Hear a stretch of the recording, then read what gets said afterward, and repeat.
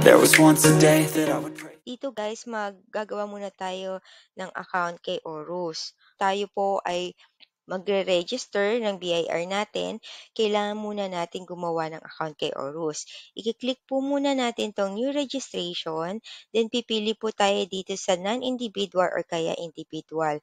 Kung tayo po ay representative ng isang corporation or ng company, ang pipiliin po natin ang non-individual.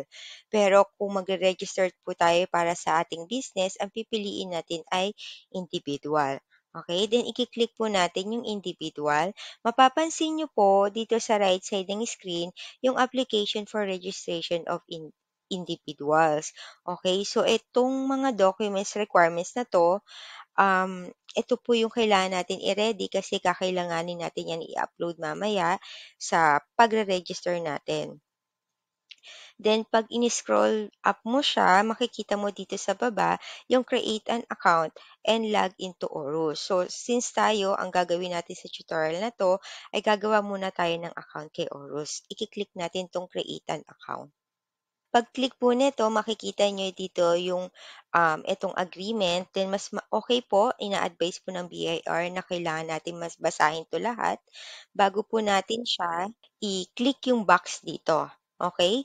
So, pag kinlik po natin yan, i-click na natin tong agree after natin mabasa siya. After po nun, mapupunta po kayo dito sa page na to, create an ORUS account. Sa register as, i-click mo po itong taxpayer kung ikaw po yung sarili mong business yung i-register mo or kaya tax agent ka. Yun nga, kung representative ka ng isang corporation or ng company. So, dito po sa tutorial na to, ay click natin tong taxpayer. Then, please select an option kung without existing TIN or with existing TIN. Then dito, lahat makikita nyo, mapapansin nyo, meron tayong asterisk dito. Ibig sabihin, mandatory field po siya. Kailangan natin yan sagutan kasi hindi po magpo-proceed itong creation ng account. Kailangan natin sagutan ito. O sasagutan na natin itong TIN, first name, middle name. Kung wala kang middle name, i-click mo lang itong box na to para hindi na kailangan itong maging mandatory. Okay, last name. Dito sa suffix, ayan, i-click mo lang yan. Meron siyang option. I-click mo lang NA. Then, date of birth, civil status, gender, and email.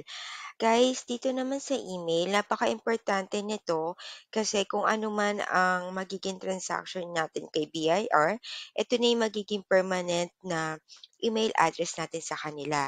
So, kung wala pa po kayong TIN, siguraduhin nyo lang po yung email address na ilalagay nyo dito ay may access po talaga kayo. Okay?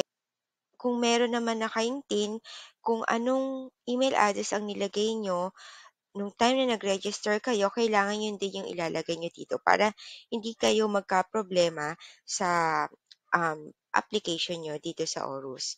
Dito sa password, same din, maglalagay kayo ng prepared password nyo, then i-re-type nyo lang din siya. Then click lang tong I'm not a robot, then click ang register. Pag na-click na natin ang register button, iba-validate na ni Orus kung ang email address na nilagay natin ay na-register na dati kay Orus. Ibig sabihin, hindi po tayo po pwedeng gumamit ng isang email address sa iba't ibang Orus account. Isang beses lang tayo po pwede gumamit ng email address. Kung wala namang maging error, makakatanggap tayo ng email kay Orus.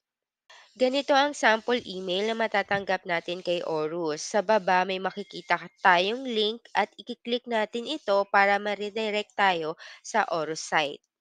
Pag nakita na natin itong congratulations, you have successfully created an account, click lang natin ng OK para makapag-login na tayo kay Orus. Ito ang login page guys. Dito natin ilalagay ang ginamit nating email address kanina sa pag-create ng account. Pati na rin ang password. Then click natin ang I'm not a robot, then login. Pag nakapag-login na tayo, mapupunta na tayo dito sa ORS login page at mapapansin natin na enable na yung ibang buttons. Since ngayon meron na tayong account kay Orus, ang part 2 ng video na to ay kung paano mag-register business gamit ang Orus at ang pag-update ng contact information o ng S1905 online. So dito guys, hindi mo na kailangan pumunta There was pa once sa a day RDO that I would branch pray mo for you. para I'd go pumila misbehave at so you mag-register notice ng too. business Sneaking mo. looks up and So, down dito from kay across the Orus, lahat room. po pwede na siya Damn, online. what a hell of a view. Okay, so I don't feel forget to good. like and You look subscribe great. and click I the bell like button you. for more I can't wait. updates.